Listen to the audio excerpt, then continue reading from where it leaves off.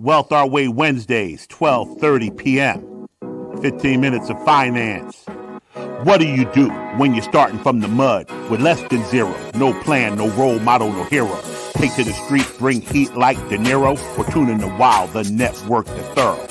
If it was me, I'd sit down with a pad and a pen, hit my homie shitty thoughts with a friend. Tank is spitting real knowledge from beginning to end. 15 minutes, Wealth Our Way, let the lesson begin.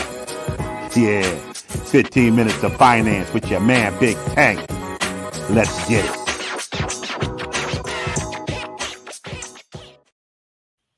What's going on, my people? Happy Wednesday from Wealth Our Way World.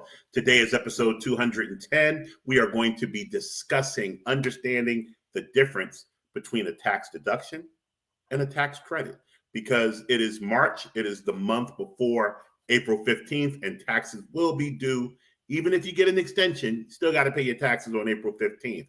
But I'm not going to talk about anything in March without, you see going across the banner at the bottom, acknowledging Happy Women's History Month. And today in particular, today is March 8th. It is my baby sister Portia's 40th birthday. Just shows how old I am getting to have a little sister who's 40. Wow. I remember when she was born. She was the apple of my eye. And today is International Women's Day on her birthday as well. So shout out to all the women that make the world great, all the women that watch the show, support the show, the women who work at Wealth Our Way. Shout out to Renee back there producing the show. And yeah, we're ready to rock and roll here and get into today's content. Before I get started, though, the first part of the show is always go or no go. So let's talk about one of the inboxes that I got. Oh, wait, Sister Lindsay's in the audience. I ain't seen Sister Lindsay in a minute.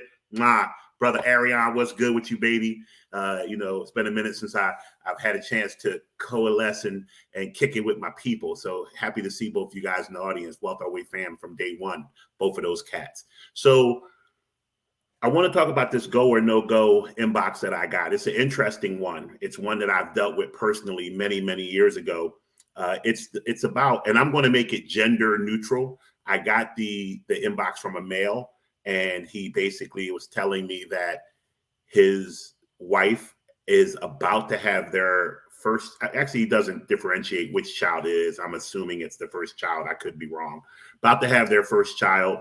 Wife makes a fairly decent income, and they are trying to weigh whether or not wifey should take her little limited amount of time that she legally gets off from work and then go back to work, and they hire a nanny to help with the baby, put the baby in early learning, a childhood center earlier than they want to, all of the things that come with the wife going back to work. And once again, I say I'll make this gender neutral. This could be flipped.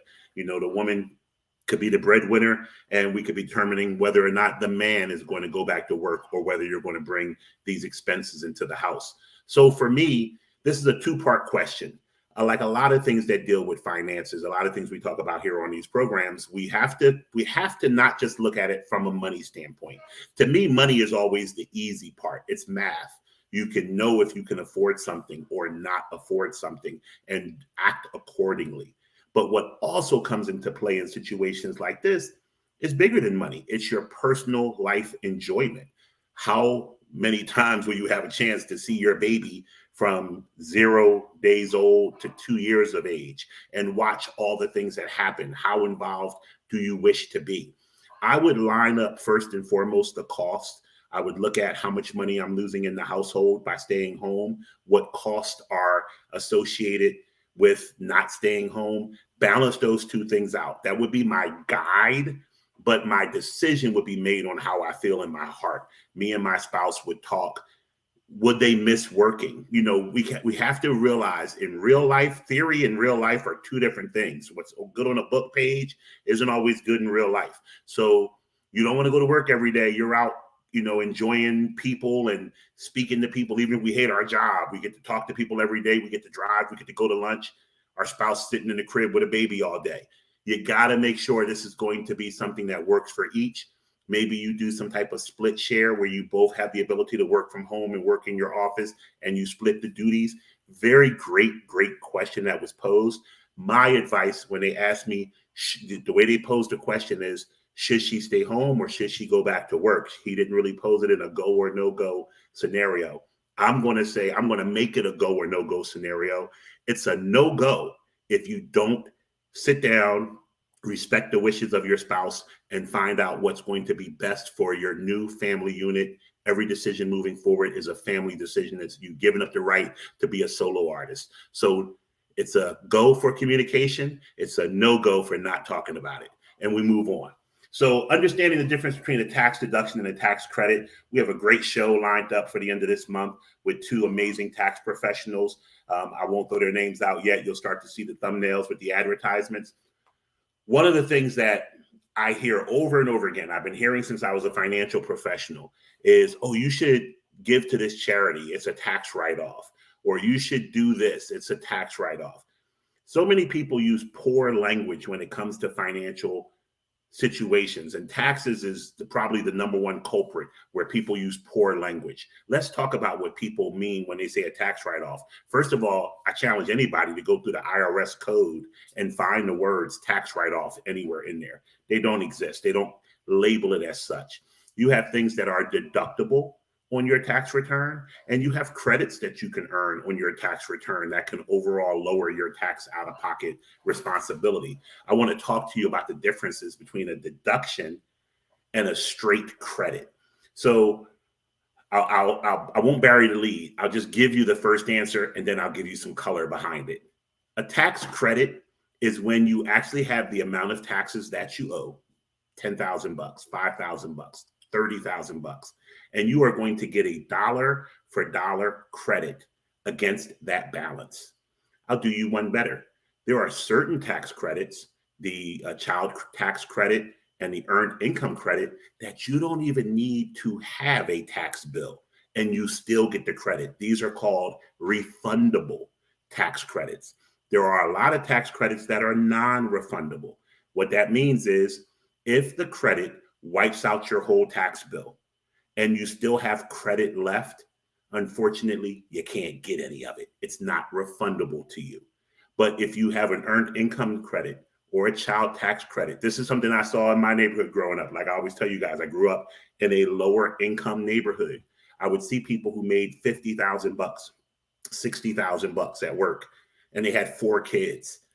Between the child tax credits, regular standard deductions, and the earned income credit, sometimes people had tax bills that were $800, $900 before the credits got applied, but they ended up having $8,000, $10,000 in credits, and they would get a refund of $9,000, $10,000. It was amazing because a lot of times people's refunds were as much as their take-home pay was during the year because they were taking advantage of tax credits. A tax deduction is a different thing. So this is where I used to get very upset when I worked business manager for professional athletes, because my athletes were always getting hit up for charitable contributions and donations, which I'm a charitable person. I believe you should give back, but give back because you want to, because you love the cause, because you want to make a difference. Don't give back because someone has convinced you that you can give their cause money instead of giving the IRS money, because it doesn't work that way. And that is the way, unfortunately, it's pitched to a lot of people. It is pitched that, hey, you made $1 million. Half your money is going to go in taxes. That means you're going to pay $500,000 to the federal government. Why not just give my charity $500,000? What do you care? You're not keeping it anyway. It was going to the government. And people have walked into my office, my clients, and said this to me. Oh, yeah, I want to do this. This person told me it's this easy. It's not that easy. What ends up happening in that situation, you're going to get a deduction for what you have given to a qualified charity. Let's just say, for argument's sake, that it's a qualified charity, the full amount is deductible. That's not always the case, but we'll use that in this situation. Same person makes $1 million. They want to donate $500,000 to the Church of the Latter-day Saints. I don't know. So what happens in that instance? Well, their $1 million is their income. They get to deduct $500,000 because they've given it to charity. Now their income shows as $500,000. And that is the amount of income that will be taxed.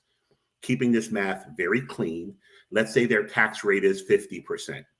They're going to pay 50% taxes on $500,000 or $250,000 in taxes, which means when all is said and done, they go home with $250,000. The federal government gets $250,000 in taxes, and the Church of Latter-day Saints gets $500,000. I am pretty confident that that was not the way my client thought it was going to work out. He thought that originally he was going to make $1 million.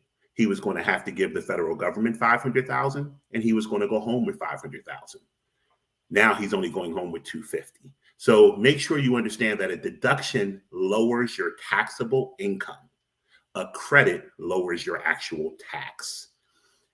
My 3 tips on how you should get really, really familiar with taxes now that we're coming up on the end of the year. Tip 1, I always say, it's in my book, 5 Major Money Moves, 3 Money Must-Dos. Start a business so that you can increase deductible expenses. Even if your business isn't profitable in the first few years, you get to write off things that you otherwise wouldn't get to write off, like your travel, commuting, cell phone. There's a lot of different expenses that we use every day that if we have a business and we can associate these expenses with the business, I always suggest what's that called? Warehousing, wholesaling, excuse me. When you go around and look for property deals for other realtor and real estate investors, just riding the bus, just driving around looking at property means you're at work.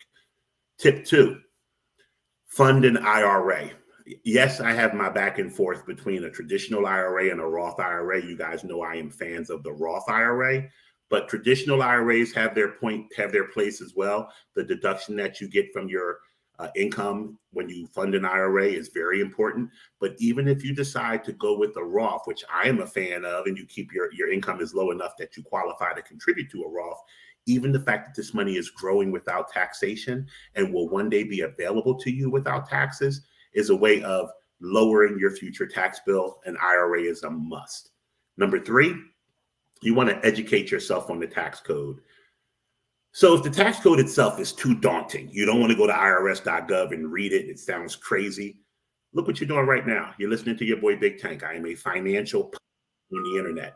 I am not a tax specialist. I know enough about taxes to be dangerous. I'm a wealth manager and a financial planner by trade. So of course I have experience with taxes, but I hire a CPA to do my taxes. I am not a tax professional. I can look at a video though on YouTube and I can tell a clown from someone who knows what they're talking about. I can read a book. I can listen to a podcast. There are so many ways to digest information that is helpful to us. We have complete control and authority and dominion over how our time is spent. So get more knowledgeable about the tax code.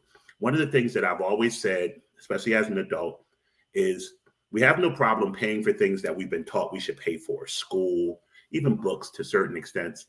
But a lot of times we think it's a hustle to go to a seminar. We think it's a hustle to sign up for someone's course. And don't get me wrong, sometimes there are truly trash people out here selling truly trash products. But when you can spend $400 and some bucks on a seminar or a program and learn how to make $30,000 from it, that's a great return on your investment.